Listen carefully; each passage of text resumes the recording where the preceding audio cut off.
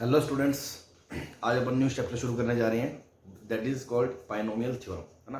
Progression हमने complete कर लिए, तो अभी बायनोमियल शुरू करते हैं। हेडिंग डालें बायनोमियल थ्योरम,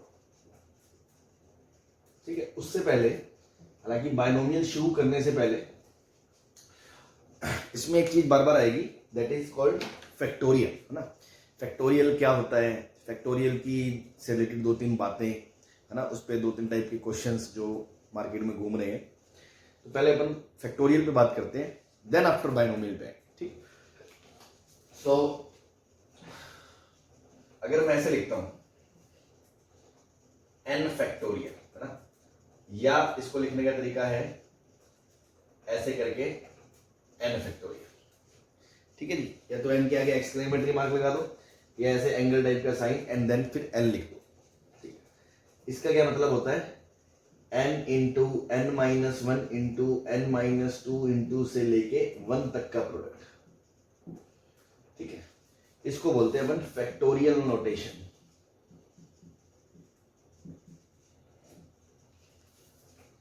ठीक है जी। इसका क्या मतलब है, जैसे मान लो मैंने कहा 5 फैक्टोरियल, मतलब 5 into 4 into 3 into 2 into 1, this is 120।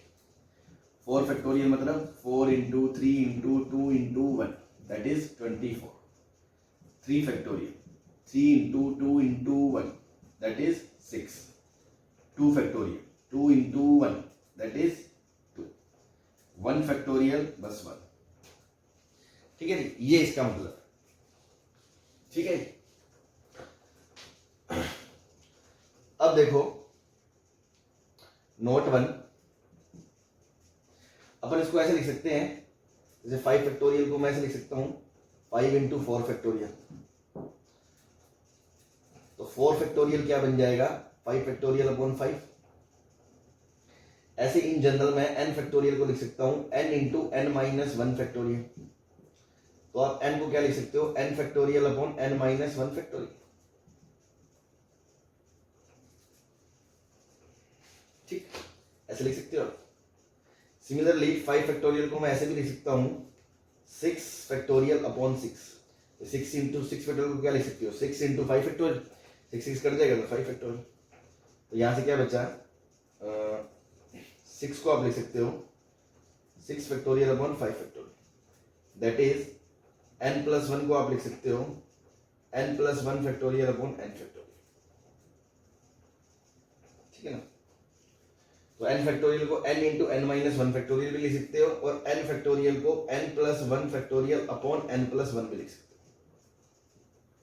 ये दोनों बातें आप लिख सकते हो, ठीक। n फैक्टोरियल को n into n minus 1 factorial, या इसको ऐसे भी लिख सकते हो n फैक्टोरियल को n into n minus 1 into n minus 2 factorial. इस तरह आप आगे बढ़ा सकते हो। ऐसे अगर n प्लस 1 की तरफ जाना है तो ऊपर n प्लस 1 गुना करोगे, नीचे n प्लस 1, तो n plus 1 factorial upon n plus 1, फिर n प्लस 2 ऊपर नीचे गुना करोगे तो n plus 2 factorial upon n plus 2, ठीक है। इस तरह से हम इसको लिख सकते हैं। तो ये हमने ध्यान रखा नोट, ठीक है जी। Second note is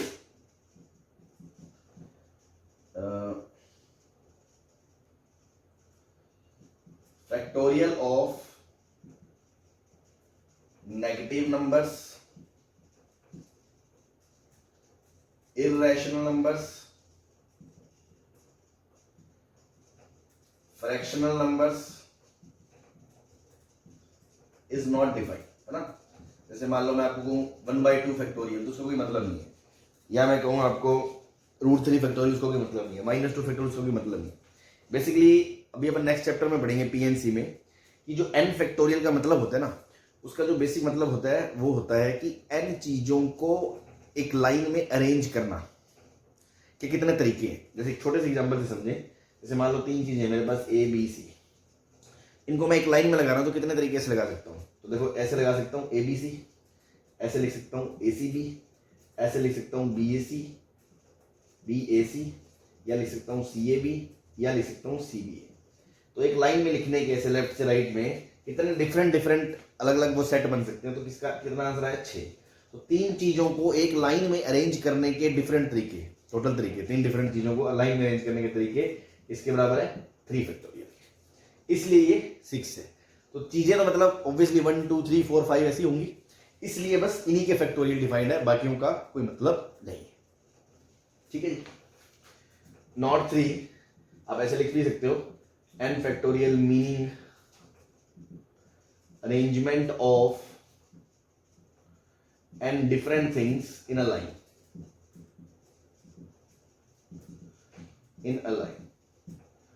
number of arrangements of n different things in a line, ये n फैक्टोरियल का मतलब है।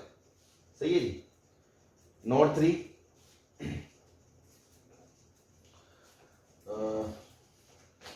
जीरो फैक्टोरियल क्या होता है? तो जीरो फैक्टोरियल 1 होता है। तो सर अभी तो आपने कहा 1 2 3 के लिए ही होता है, तो जीरो फैक्टोरियल को ऐसे समझ सकते हैं सॉरी, जीरो फैक्टोरियल को देखो अपन ऐसे समझ सकते हैं 1 क्यों है, अगर अपन यहां से देखें यहां पे है ना कि n बराबर n factorial upon n minus 1 factorial है, तो ये यहां से देखने की बात है। n फैक्टोरियल बराबर कितना है? n into n minus 1 factorial. n की जगह अगर मैं 1 पुट कर दूं तो क्या आएगा? 1 फैक्टोरियल बराबर 1 इंटू 0 फैक्टोरियल। तो यहाँ से 0 फैक्टोरियल की वैल्यू क्या आ गई? 1 आ गई। एक तरीका तो ये है इसको समझने का। दूसरा हम ऐसे भी समझ सकते हैं कि अभी मैंने बताया कि इसका जो मीनिंग है मतलब प्रैक्टिकली n फैक्टोरियल का, that is to number of arrangements of n different thing in a line. अब मैंने कहा जीरो थिंग्स है, जीरो थिंग्स है तो उन्हें अरेंज करने का क्या तरीका है? एक, कुछ है ही नहीं बस कुछ मत करो भाई, एक तरीका है कि कुछ मत करो बस, क्योंकि कुछ है ही नहीं आपके पास, तो उससे भी अपन बात समझ सकते हैं। ठीक है, अल्टीमेटली समझ आया नहीं है, आपके काम की बात इतनी है, आपको याद रखना है कि 0 फैक्टोरियल 1 होता है बस। ठीक है, और 3 फैक्टोरियल मतलब 3 इंटू 2 इंटू 1, 5 फैक्टोरियल मतलब 5 इंटू 4 इंटू 3 इंटू 2 इंटू 1, मतलब एक से लेके n नेचुरल नंबर्स का product is n factorial. 0 factorial additionally 1 है क्योंकि वो नेचुरल नहीं है, उसके अलावा किसी का फैक्टोरियल डिफाइंड नहीं होता है। ठीक है जी, चलो एक और इंटरेस्टिंग थिंग कि देखो 2 फैक्टोरियल करोगे तो वो क्या आएगा? 2 इंटू 1। 3 फैक्टोरियल करोगे वो आएगा 3 इंटू 2 इंटू 1। तो ऐसे कोई भी फैक्टोरियल करोगे उसमें n इंटू एन माइनस 1 से लेके ऐसे अप टू 2 इंटू 1, सबके अंदर 2 आ रहा है, तो दीज ऑल आर इवन, है ना, ये सभी इवन है। ओनली 1 फैक्टोरियल 1 है और 0 फैक्टोरियल 1 है, बस ये ही ओड होते हैं, और इसके अलावा कोई भी ओड नहीं होता फैक्टोरियल, सारे इवन होते हैं। ठीक है जी, बस ये 2-3 बातें छोटी छोटी ध्यान रखिए। ठीक है जी, चलिए अब अपन कोई 2-4 तरह के क्वेश्चन कर लेते हैं फैक्टोरियल में।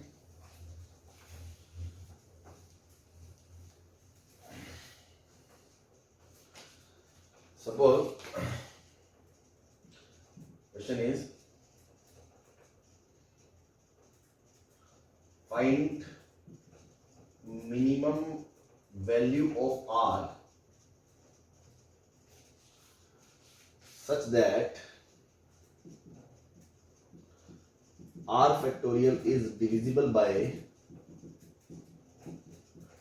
first part 7। यार की मिनिमम वैल्यू बताओ कि r फैक्टोरियल 7 से डिविजिबल हो। अब आप खुद सोचो भाई, 0 फैक्टोरियल क्या होगा? 1 होगा। 1 फैक्टोरियल क्या होगा? 1 होगा। 2 फैक्टोरियल क्या होगा? 2 होगा। 3 फैक्टोरियल क्या होगा? 3 इंटू 2 इंटू 1 होगा। 4 फैक्टोरियल क्या होगा? 4 इंटू 3 इंटू 2 इंटू 1 होगा।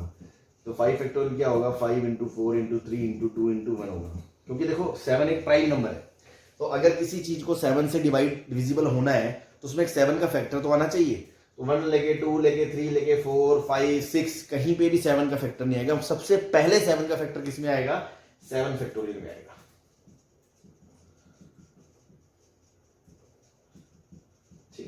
उसके बाद सब में आएगा। 8 फैक्टोरियल में भी 8 इंटू 7 इंटू समथिंग में आएगा, फिर आगे वालों में तो 7 आएगा ही आएगा। तो मिनिमम वैल्यू क्या है आर की कि वो 7 से डिविजिबल हो। तो 7 फैक्टोरियल सबसे छोटा नंबर ही ऐसा है जिसके अंदर पहली बार 7 आएगा। ठीक है जी, तो आर मिनिमम का आंसर क्या हो जाएगा? 7 आ जाए। सेकेंड पार्ट मैं मान लो पूछ लूं कि 21 से डिविजिबल हो जाएगा, तो 21 से डिविजिबल के लिए आपको सोचना पड़ेगा कि वो 7 से भी डिविजिबल होना चाहिए, 3 से भी डिविजिबल होना चाहिए। तो यहां पर भी लोग जोश जोश में बोल देंगे 21 तो सबसे पहले 21 में आएगा, 21 फैक्टोरियल बोल देंगे, लेकिन वो गलत है। आप सोचो 21 से डिविजिबल होने के लिए 7 और 3 होना चाहिए। तो देखो 7 फैक्टोरियल में 7 आ रहा है सबसे पहले, इससे पीछे तो कोई नंबर मिल ही नहीं सकता क्योंकि उसमें 7 नहीं आ सकता, लेकिन 3 तो इसी के अंदर है ना, 3 तो यहां से आना शुरू हो गया, तो इसको भी 21 से डिवाइड करोगे तो डिविजिबल है, तो इसका आंसर भी 7 ही आएगा, इसका आंसर भी 7 ही आएगा, 21 नहीं आएगा। ठीक है जी। तो इस तरह की चीजें आपको ध्यान रखनी है। मान लो मैंने कहा 35 से डिविजिबल हो जाएगा, तो देखो 7 और 5 दोनों है इसमें, 7 इससे पहले आएगा नहीं, तो भी इसका आंसर मिनिमम वैल्यू आर का 7 ही आएगा। ठीक है, चलो अब अगर मैं आपको कहूं कि रेंज बता दो, रेंज आर की, जिससे आगे के लिए हमेशा 7 से डिविजिबल हो, तो अब इसका answer r greater than equal to 7 बोल सकते हो। 7 से आगे कोई भी नंबर का फैक्टोरियल लोगे उसमें 7 आएगा ही आएगा, तो वो पक्का डिविजिबल होगा। ऐसे 21 के लिए भी 7 यहाँ आ गया, 3 आ गया, आगे के नंबरों में भी 7 और 3 आएगा, तो इसके लिए भी r greater than equal to 7 हो गया, और इसके लिए भी r greater than equal to 7 हो गया। मतलब आर 7 या 7 से बड़ा कोई भी नंबर लो तो उसका जो फैक्टोरियल है वो 7, 21, 35 से हमेशा डिविजिबल होगा, क्योंकि उसमें कोई लफड़ा नहीं है। इस तरह की बातें आपको करनी आनी चाहिए। ठीक है जी, आई होप इसमें कोई दिक्कत नहीं होगी आपको। चलिए नेक्स्ट क्वेश्चन लेते हैं।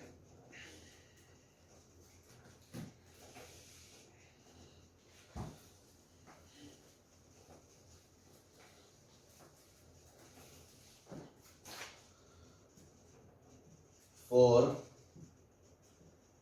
n1 n2 belongs to natural number 1 factorial 2 factorial 3 factorial से लेके n1 factorial बराबर n2 का स्क्वायर। ठीक है, ये दे दिया आपको। ठीक, वो कह रहा है solve for n1 n2, n1 n2 की वैल्यू बतानी है आपको। तो देखो इस तरह के क्वेश्चंस में आपको ये समझना है कि लेफ्ट साइड में एक चीज दे रखी है कि 1 से लेके n फैक्टोरियल्स का सम है। जैसे अगर n की जगह 3 डाल दूंगा तो मतलब 1 factorial plus 2 factorial plus 3 factorial, n की जगह 4 डाल दूंगा मतलब 1 factorial plus 2 factorial plus 3 factorial plus 4 factorial, और यहाँ n2 का स्क्वायर दिया है। तो सर सॉल्व करने का जो हिंट है ना इसमें, स्टार्टिंग गर्दन कहां से पकड़नी है गर्दन क्वेश्चन की, वो ये है कि इफ राइट हैंड साइड, तो बिकॉज राइट हैंड साइड क्या है, एक परफेक्ट स्क्वायर है भाई, n2 नेचुरल नंबर है तो राइट हैंड साइड क्या परफेक्ट स्क्वायर है। तो जब तक left hand side perfect square नहीं होगी तब तक तो दोनों बराबर ही नहीं हो सकते, इसलिए left hand side has to be perfect square, left hand side has to be perfect square, तो इसको परफेक्ट स्क्वायर होना ही पड़ेगा। तो अपन हिट एंड ट्रायल शुरू करते हैं।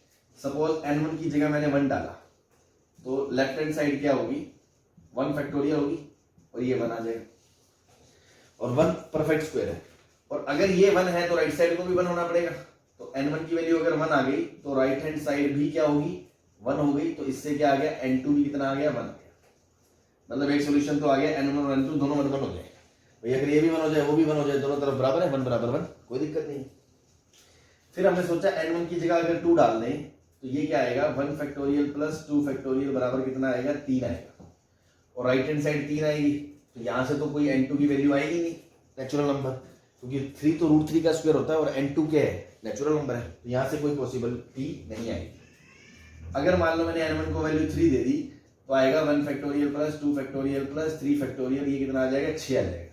ये 6 आएगा तो राइट हैंड साइड भी 6 आएगी, 6 आएगी तो यहां से भी कोई वैल्यू, सॉरी 6 नहीं आएगा, 6 2 8 और 1 9 आएगा, ये 9 आएगा तो ये भी 9 आएगा, और ये परफेक्ट स्क्वायर है, परफेक्ट स्क्वायर है तो n2 की वैल्यू कितनी आ गई, 3 आ गई। तो एक सॉल्यूशन ये आ गया, एक सॉल्यूशन ये आ गया।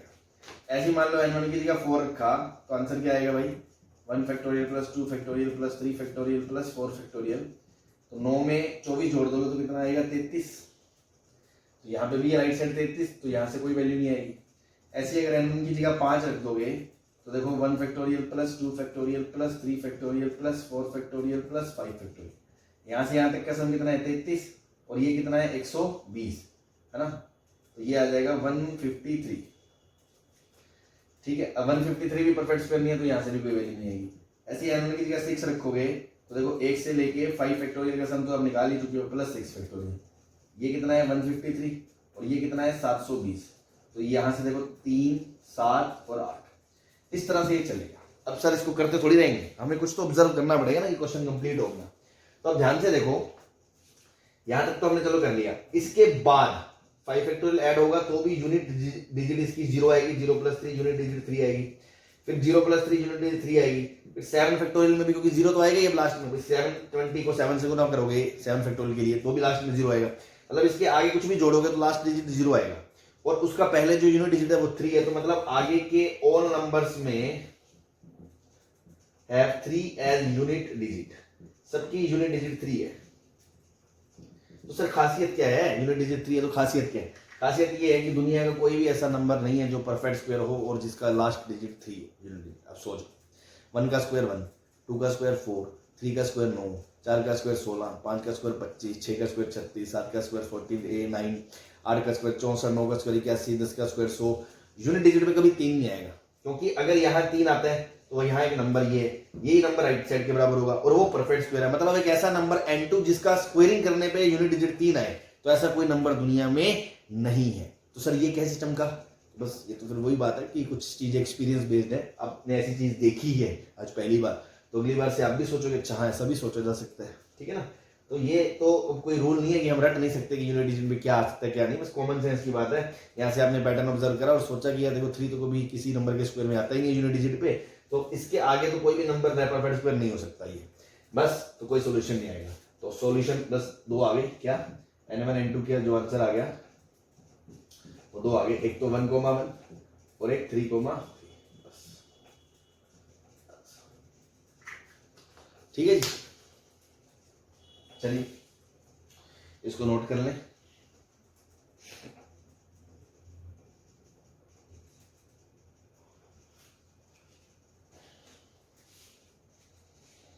ठीक, किसी का रह जाए तो आप पॉज करके नोट कर लें, अपन नेक्स्ट पे चलते हैं।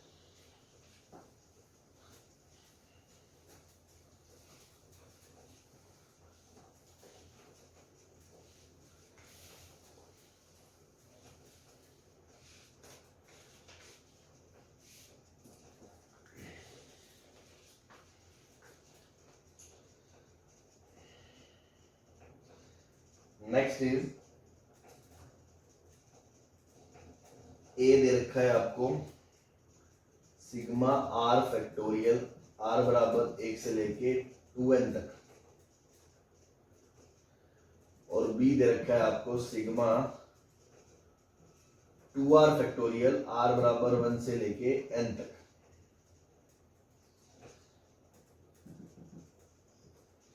ट्रू फॉल्स पूछ रहा है आपसे।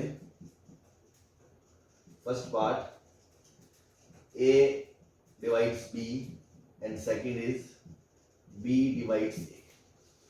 ठीक है, आई होप आप इस सिंबल का मतलब समझते हो, है ना भाई। अगर मैं लिखता हूं 2 डिविजिबल बाय 7, तो इसका मतलब तो होता है 2 को 7 से भाग दिया, तो 2 तो 7 से 2 को 7 डिवाइड नहीं करता, है ना। या सब छोड़ो इसको, अगर मैं लिखूं 2 डिवाइड 16 और लिखूं 2 डिवाइड 16, तो दोनों में फर्क है। इसमें ये डिविडेंड है और ये डिवाइडेड है, तो 16 2 को डिवाइड नहीं करता। इसका क्या मतलब है, 16 अंदर है 2 बाहर है, कि 2 16 को डिवाइड करता है, हाँ करता है ना। तो इसका मतलब इसको हम पढ़ते हैं डिवाइड्स, है ना। इसमें हम पढ़ते हैं 2 इज डिविजिबल बाय 16, या 2 को 16 से भाग दिया तो क्या आएगा, तो 0 आएगा और रिमाइंडर क्या आएगा, 16 आ जाएगा। लेकिन इसका मतलब है 2 डिवाइड 16, 2 16 को डिवाइड करता है बस, है ना। तो पहले पार्ट का मतलब है a divides b, a b को डिवाइड करता है और सेकंड का b a को डिवाइड करता है, बताना है ट्रू फॉल्स। तो a को देखो, a क्या है, a है 1 factorial plus 2 factorial plus 3 factorial plus 4 factorial से लेके 2n minus 1 factorial plus 2n factorial. ठीक, ये आपका a है। b क्या है, r की जगह 1 रखोगे, ये आएगा 2 factorial plus 4 factorial plus 6 factorial plus से लेके 2n फैक्टोरियल। ठीक है, थोड़ा सा आप ध्यान से देखें कि ये वाले सारे टर्म तो इसके अंदर हैं, बल्कि उसमें तो 1 फैक्टोरियल 3 फैक्टोरियल 5 फैक्टोरियल ये सब एक्स्ट्रा हो रहे हैं। ठीक है, तो मैं ये कह सकता हूं कि a बड़ा है b से, क्योंकि a b से बड़ा है। मान लो a 16 है और b 4 है, तो अगर मैं बोलूं 16 डिवाइड करता है 4 को, ऐसा तो हो ही नहीं सकता ना भाई। बड़ा नंबर और छोटा नंबर, बड़ा नंबर छोटे को कभी पूरा थोड़ी डिवाइड कर देगा। तो a डिवाइड्स b, तो ये तो फॉल्स हो गया, a डिवाइड्स b फॉल्स है क्योंकि a is greater than b, ये डिवाइड कर ही नहीं सकता। अब वो कह रहा है b डिवाइड्स a, तो ये छोटा है ये बड़ा है, तो मतलब 4 है और ये 16 है, तो 4 डिवाइड करता है 16 को, हो भी सकता है। और मान लो अगर 3 हो तो मैं कहूँ 3 डिवाइड करता है 16 को, तो नहीं भी हो सकता। तो देखना है क्या केस है। तो अब थोड़ा सा ध्यान से देखें इसमें। अभी मैंने एक नोट बताया था यार कि 1 फैक्टोरियल को छोड़ के सारे फैक्टोरियल इवन होते हैं। तो ये एक इवन है, ये एक इवन है, ये एक इवन है, ये एक इवन है, तो ये एक इवन नंबर है। ऐसे even even even even even even even में एक लास्ट 1 फैक्टोरियल और जुड़ गया, तो ये पूरा ओड नंबर है। तो a क्या है, ओड है, और b क्या है, इवन है। और वो कह रहा है b डिवाइड्स a। तो एक बात बताओ, कोई भी इवन नंबर कोई भी ओड नंबर को डिवाइड कर सकता है क्या? इवन नंबर कभी भी ओड नंबर को डिवाइड नहीं कर सकता, इसलिए ये फॉल्स है। और इसका मतलब ये नहीं है कि कोई ओड नंबर इवन को डिवाइड नहीं कर सकता। ओड तो इवन को डिवाइड कर ही सकता है, मान लो 3 को 6 डिवाइड कर रहे हैं। ओड इवन को डिवाइड कर सकता है, बट इवन ओड को कभी डिवाइड नहीं कर सकता, क्योंकि इवन को डिवाइड होने के लिए ऊपर कम से कम एक इवन फैक्टर तो हो, वो होगा नहीं। ठीक है ना, इसलिए ये भी फॉल्स है। ठीक है, अच्छा क्वेश्चन है, ध्यान रखें। ठीक है जी, ठीक, चलिए नोट कर लें।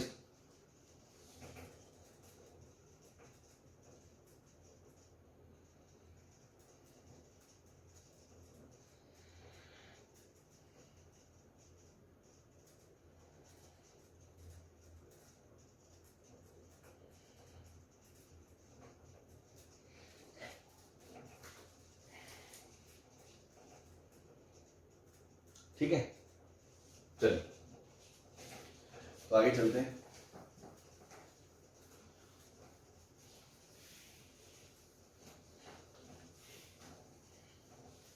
नेक्स्ट इसमें एक चीज आती है, हेडिंग डाल के लिखें, एक्सपोनेंट ऑफ p। p एक प्राइम नंबर है,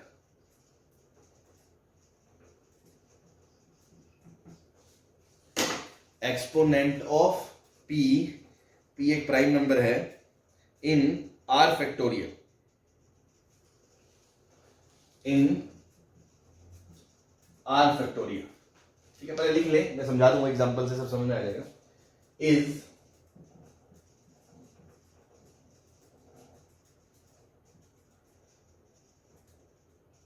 r by p plus r by p square plus r by p cube and so on,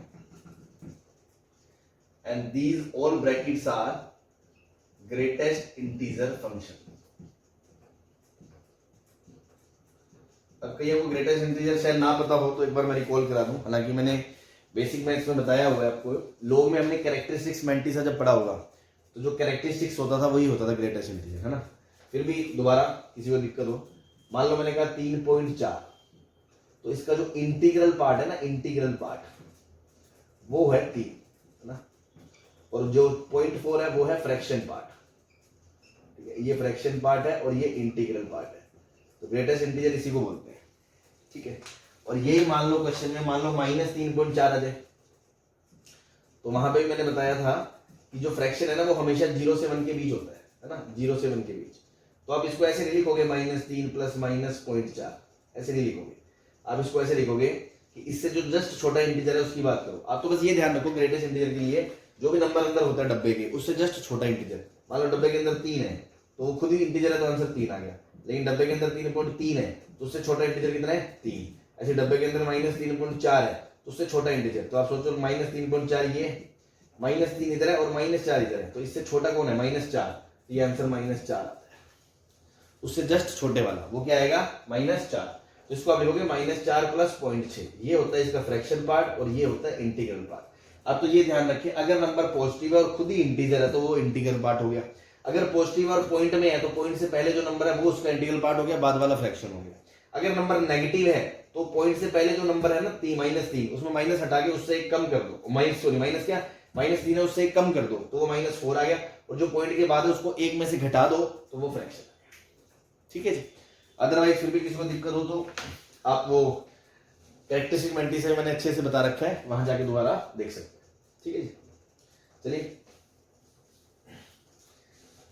ये ग्रेटेस्ट इंटीजर फंक्शंस में भी 12th वाले बच्चों को तो कोई दिक्कत नहीं है, 11th में किसी को दिक्कत हो तो कैरेक्टरिस्टिक वाला देखें। ठीक है, तो ये है इसका मतलब। अब एक्सपोनेंट क्या होता है, जैसे मान लो क्वेश्चन आ जाए आपके सामने कि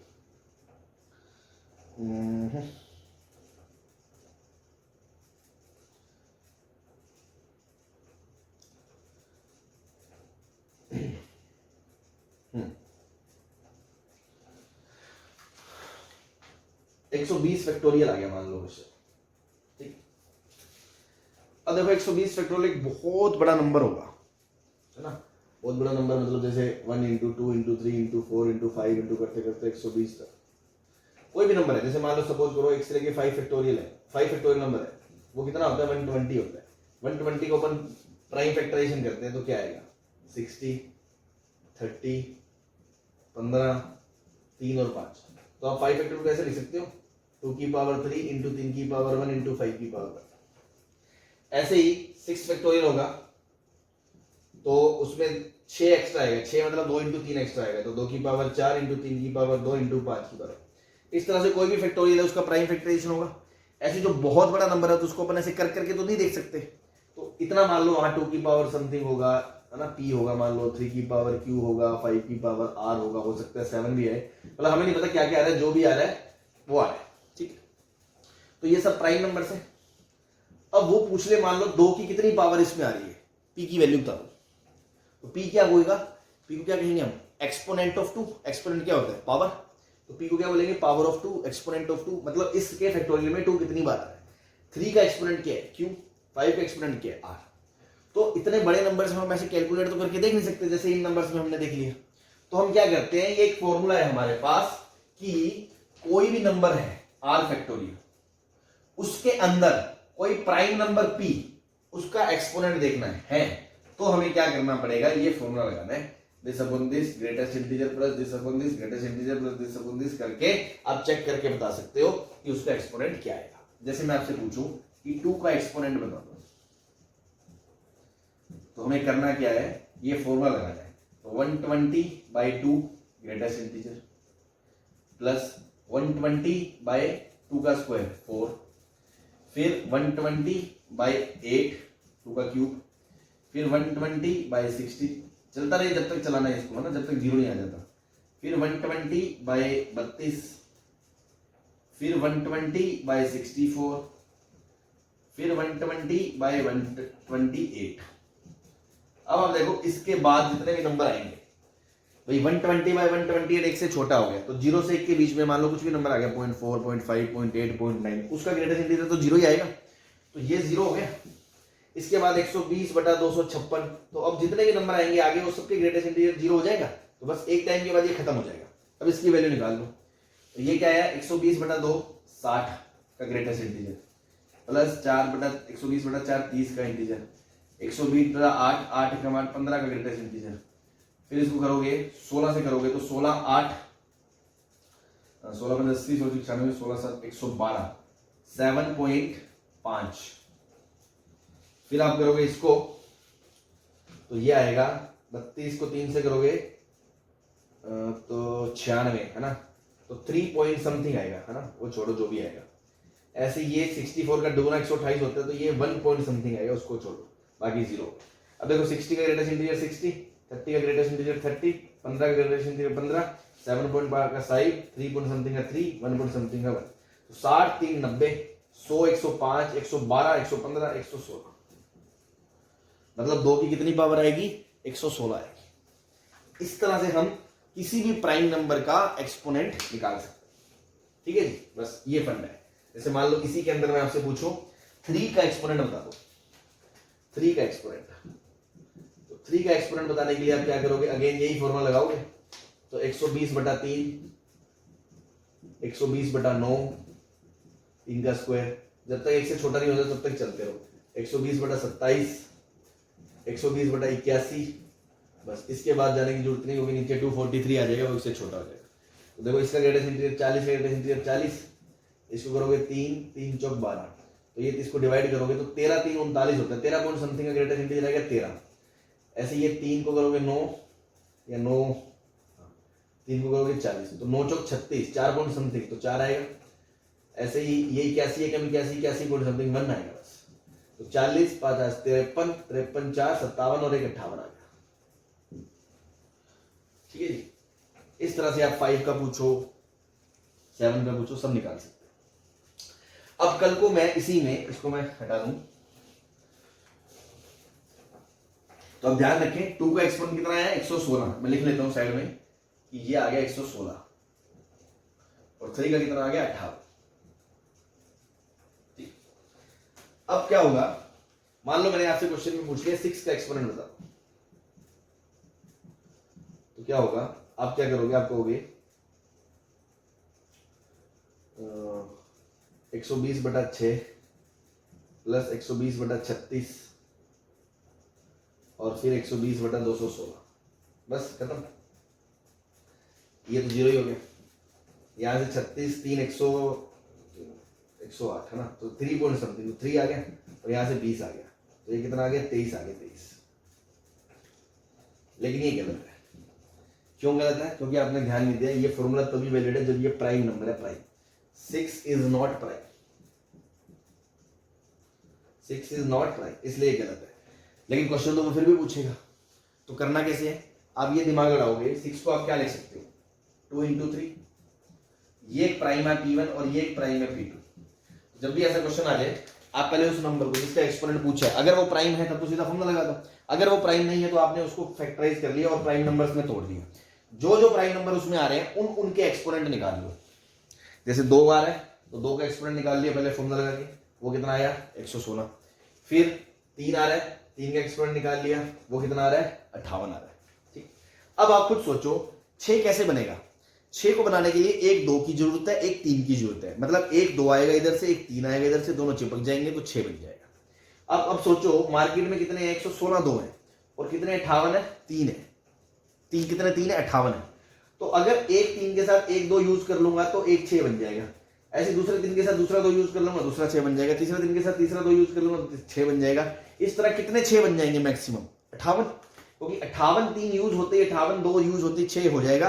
उसके बाद 59वां अगर 6 बनाना है तो मार्केट में 3 नहीं है अपने पास, तो टोटल 6 पॉसिबल कितने होंगे, इसमें से lower exponent of P1 P2,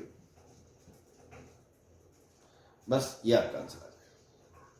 ठीक है जी, तो मतलब ये समझने वाली बात है, इसमें कोई रटना नहीं है ऐसे लोअर फोर, मतलब आप खुद सोचो 1 2 और 1 3 चाहिए तो 3 58 2 116 58 यूज होते ही 6 कंप्लीट हो जाएंगे, उसके बाद 6 नहीं बन सकते, तो मैक्सिमम 6 कितने बन सकते हैं 58। तो अगर मैं 6 का एक्सपोनेंट पूछूं, इसको क्लब कर दूंगा तो 6 का एक्सपोनेंट का आंसर आएगा 58 आएगा। लेकिन इससे जो आंसर आ रहा है वो गलत आ रहा है, क्योंकि ये फॉर्मूला प्राइम नंबर के लिए ही वैलिड है। ठीक है, मान लो इसमें मैंने पूछ लिया 12 का बता दो एक्सपोनेंट ऑफ 12। अब आप कुछ सोचो 12 बनाने के लिए आपको क्या चाहिए 2 × 2 × 3, मतलब 2 तो 2 चाहिए और एक 3 चाहिए, मतलब 2 2 उठाओगे एक 3 उठाओगे तब जाके 12 बनेगा, फिर 2 उठाओगे 2 एक 3 उठाओगे फिर 12 बनेगा। तो इसमें भी आपने प्राइम में तोड़ लिया, ये P1 P2। अब 2 का एक्सपोनेंट निकालो 3 का एक्सपोनेंट निकाल लो, हमने निकाल रखा है। अब हम सोचेंगे 2 ये यूज होंगे एक ये यूज होगा, तो देखो ये 58 है और ये इसका डबल है जस्ट, तो एक 3 निकलेगा तो उधर से 2 2 निकलेंगे, एक 3 निकलेगा उधर से 2 2 निकलेंगे, तो सारे खत्म हो जाएंगे, तो 12 58 बन जाएंगे। तो एक्सपोनेंट कितना आएगा इसका आंसर 58। लेकिन सपोज ये 57 होते, सपोज, तो अगर ये 57 है तो इसके डबल 2 चाहिए, मतलब 114, तो 114 2 यूज हो जाते और 57 ये हो जाते, तो 12 कंप्लीट हो जाता। उसके बाद मार्केट में 3 ना बचता, तो एक्सपोनेंट कितना आता 57 ही आता, 57 ही आता।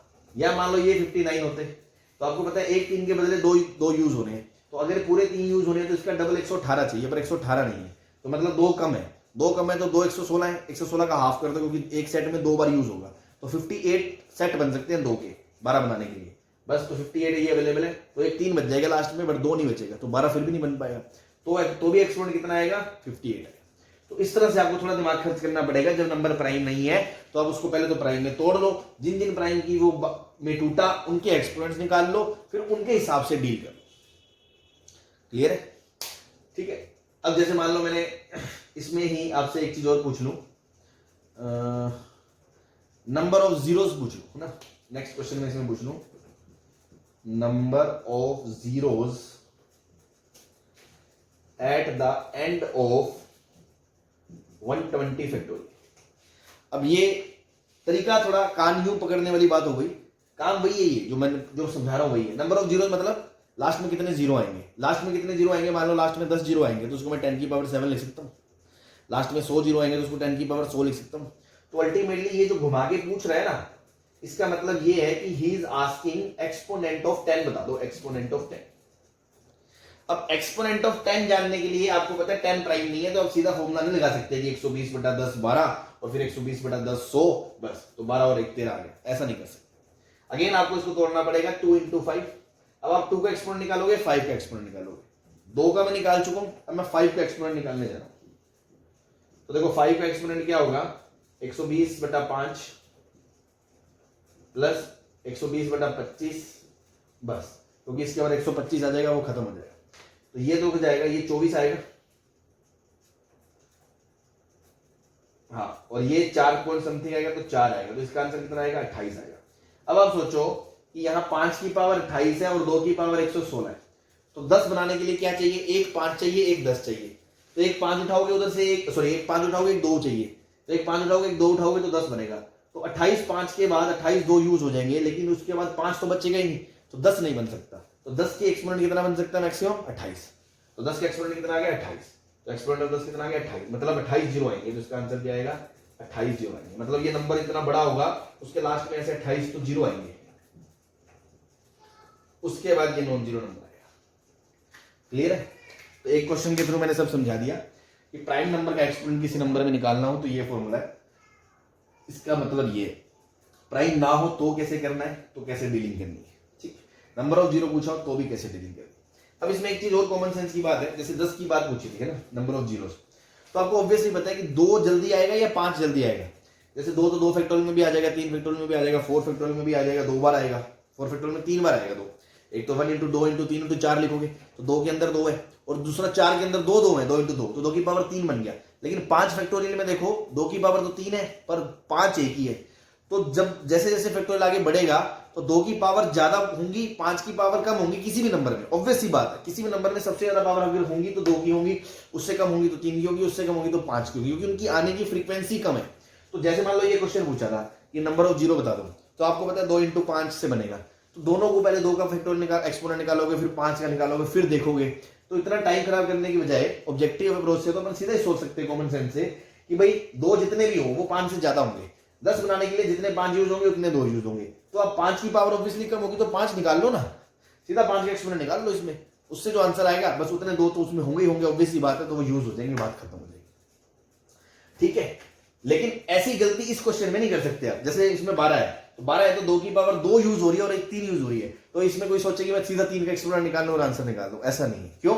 इसमें दो बार यूज हो रहा है। मान लो ये 59 आ गया है ना, और ये 116 है, और आपने सोचा 3 का एक्सपोनेंट निकाल दिया और 59 आ गया और आंसर दे दिया 59, तो गलत है ना, क्योंकि इसमें दो यूज होंगे। तो 59 अगर 3 यूज होंगे तो 2 तो 118 चाहिए, वो है ही नहीं मार्केट में, वो तो 116 ही है, तो इसका आंसर तो 58 ही आएगा, लेकिन आप वहां डूब जाओगे। इसलिए बेसिक से जाओ तो कोई दिक्कत नहीं है ना किसी प्रकार की।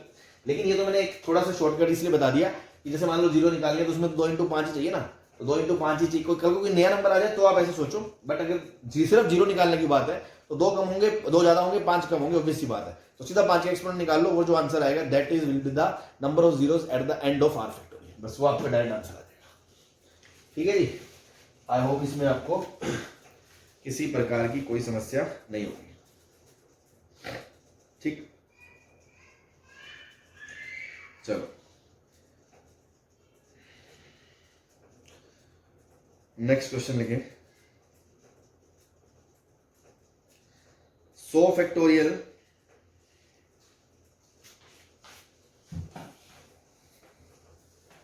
ये लास्ट में कितने जीरो होंगे?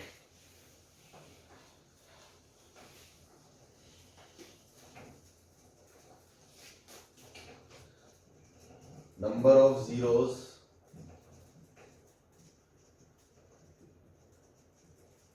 Eight the end of 100 factorial. तो आपको पता है, अब सीधा एक्सपोनेंट ऑफ 5 निकाल लो बस। तो 100/5 100/25 बस, क्योंकि 100/125 तो फिर एक से छोटा हो जाएगा, तो 20 + 4 24 आ गया। तो कितने जीरो आएंगे? 24 जीरो आएंगे, बस खत्म। लेकिन यही क्वेश्चन थोड़ा ऐसे दे, थोड़ा सा अलग तरीके से। मान लो मैं ऐसे देता 100 फैक्टोरियल बराबर 2 की power r into I, find maximum value of r, ऐसे दे दो क्वेश्चन बस इतना सा, find maximum value of r, ठीक, और i क्या इंटीजर है ना, i भी क्या इंटीजर है, ये दे रखा है, और ऑब्वियसली ये भी इंटीजर है। मैक्सिमम वैल्यू ऑफ r बता दो कि वो इंटीजर रहे। तो अब सोचो कॉमन सेंस है, अब इसमें क्या है, क्वेश्चन वही है, अभी भी एक्सपोनेंट का खेल है, लेकिन कान बस यूं यूं पकड़ रहा है। कैसे? अब ये सोचो ना, ये क्या लिखा हुआ है 100 फैक्टोरियल बराबर, अभी अगर मैं 100 फैक्टोरियल का प्राइम फैक्टरेशन करूंगा तो क्या आएगा, 2 की पावर p, 3 की पावर q, 5 की पावर r, इस तरह से जो भी आएगा। तो वो कह रहा है 2 की मैक्सिमम पावर कितनी है, सो दैट बचा हुआ पार्ट इंटीजर हो जाए, इसको आई बोल दिया बस। तो ये मैक्सिमम वैल्यू जो p है वही पूछ रहे, इसमें r मतलब मैक्सिमम वैल्यू क्या है, ठीक। क्योंकि अगर उससे ज्यादा आपने ले ली, मान लो पिछले क्वेश्चन में 2 की पावर 50 116 था, बाकी आई था, अगर आपने 2 की पावर 117 लिख दिया तो नीचे फिर आपको यहाँ 2 लगाना पड़ जाएगा ना, और ऊपर आई में 2 नहीं है, तो वही बात ओड अपॉन इवन, तो ये इंटीजर नहीं रहेगा, ठीक है ना। लेकिन वो कह रहा है इंटीजर है, इंटीजर है मतलब आप जो मैक्सिमम से मैक्सिमम उसका एक्सपोनेंट है बस उसी को यूज कर सकते हो, उससे ज्यादा वैल्यू नहीं यूज कर सकते। तो अगेन इस तरह से पूछना, मतलब वो ये चाह रहा है कि 100 फैक्टोरियल अपॉन, आप इसको ऐसे देखो 2 की पावर i बराबर i हो, मींस 2 की पावर r से 100 फैक्टोरियल डिविजिबल है, तो मैक्सिमम वैल्यू ऑफ r क्या होगी, मतलब 2 की, देखो सिर्फ 2 रखूंगा तो 2 से तो डिविजिबल है ही, 4 रखूंगा 4 से भी डिविजिबल है, 8 रखूंगा 8 से भी डिविजिबल है, 2 की पावर 3, मतलब ऐसे मैक्सिमम से मैक्सिमम 2 की पावर कितने रख सकता हूं कि वो 100 फैक्टोरियल पूरा पूरा इससे डिविजिबल हो, क्योंकि तभी तो इंटीजर आएगा। तो मैक्सिमम वैल्यू मतलब उसमें उसका एक्सपोनेंट क्या है, ultimately he is asking exponent of 2 बता दो, बस क्वेश्चन इज एक्सपोनेंट ऑफ 2।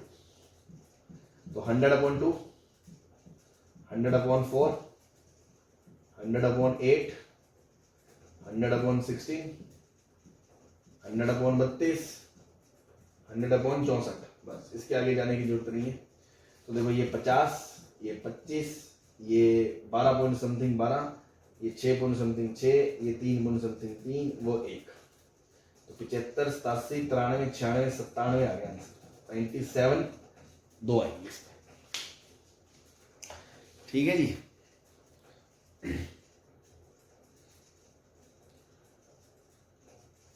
चलो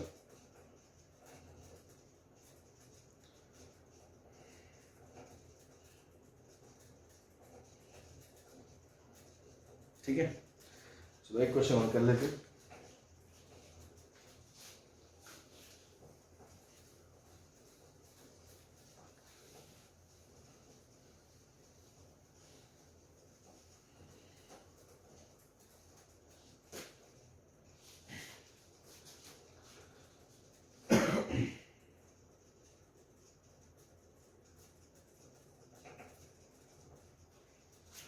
Question is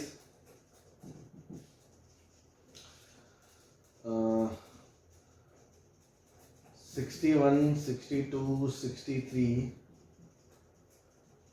100 equals to 2 की power r into I, where I is integer, find maximum value of r।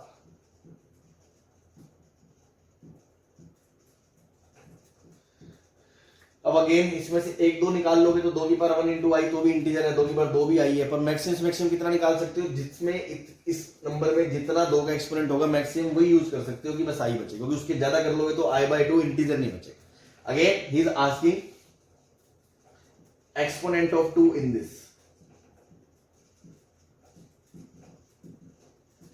लेकिन लफड़ा क्या है, ये कोई पूरा नंबर थोड़ी है 100 फैक्टोरियल या 60 फैक्टोरियल। हमने जो पढ़ा है वो किसके लिए पढ़ा है, हमने जो पढ़ा है वो तो इसके लिए पढ़ा है कि यार नंबर हो इस तरह का फैक्टोरियल सेक्टोरियल, तब हमने बात करी है, लेकिन ये तो पूरा नंबर है ही नहीं।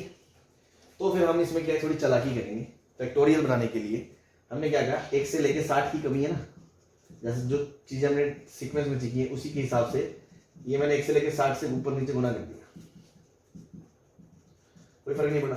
उससे फायदा क्या हो गया, ये बन गया आपका 100 फैक्टोरियल और ये बन गया आपका 60 फैक्टोरियल। अब आप सोचो इसका अगर मैं प्राइम फैक्टराइजेशन कर लूं 2 की पावर a 3 की पावर b 5 की पावर c इस तरह से, और नीचे कर लूं 2 की पावर p 3 की पावर q 5 की पावर r इस तरह से, तो जो मैक्सिमम पावर आएगी वो क्या आएगी 2 की a माइनस p आएगी। एक्सपोनेंट ऑफ 2 क्या आएगा a माइनस p आएगा, और वही इसमें एक्सपोनेंट ऑफ 2 होगा और वही मैक्सिमम वैल्यू ऑफ r होगी। बस ये खेल है। बस तो अपन को क्या करना है, पहले एक्सपोनेंट ऑफ 100 फैक्टोरियल निकाल लो, फिर एक्सपोनेंट ऑफ इसमें निकाल लो और दोनों में देख लो पावर कितनी बचती है। तो देखो एक्सपोनेंट ऑफ 2 इन 100 फैक्टोरियल, अभी पिछले क्वेश्चन में मैंने निकाला 97 आया था, है ना।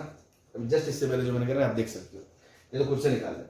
और एक्सपोनेंट ऑफ 2 इन 60 फैक्टोरियल निकालोगे तो क्या आएगा 60/2, 60/4, 60/8, 60/16, 60/32, 60/64 की जाने की जरूरत नहीं, ठीक है जी। तो देखो ये आ गया 30, ये आ गया 15, ये आ गया 7 पॉइंट समथिंग, है ना। तो 7 आ गया ग्रेटेस्ट इंटीजर, ये आ गया 32 48 3 पॉइंट समथिंग, और ये आ गया 1 पॉइंट समथिंग। तो बना तो 30 15 45, 45 और 7 52, 55 और 1 56। अब आप ये सोचो जब इसका ऊपर प्राइम फैक्टराइजेशन होगा तो न्यूमरेटर में 2 की पावर कितनी है मैक्सिमम 97, बाकी सब कुछ और होगा। ऐसे नीचे 2 की पावर कितनी है इसमें 56, बाकी कुछ होगा। तो ये काट पीट के ऊपर इफेक्टिवली 2 की पावर कितनी बचेगी 31 बचेगी, नहीं 41 बचेगी। ऊपर कितनी बचेगी 41। बस तो 2 की पावर 41 मैक्सिमम है इसमें न्यूमरेटर, बस टोटल काट पीट के ऊपर नीचे मतलब इस नंबर में बचेगी 2 की पावर 41, फिर 3 की पावर कुछ, फिर 4 की पावर कुछ। तो इस नंबर में मैक्सिमम 2 की पावर कितनी है 41, so that I will be integer. तो आर मैक्सिमम के आंसर क्या आ गया 41 आ गया, ठीक है। I hope this is clear, कोई किसी प्रकार की कोई परेशानी इसमें आपको नहीं है, ठीक है जी। चलिए आज के लिए बस इतना ही रखते हैं, बाकी अपन फिर कल कंटिन्यू करते हैं। Okay, thank you.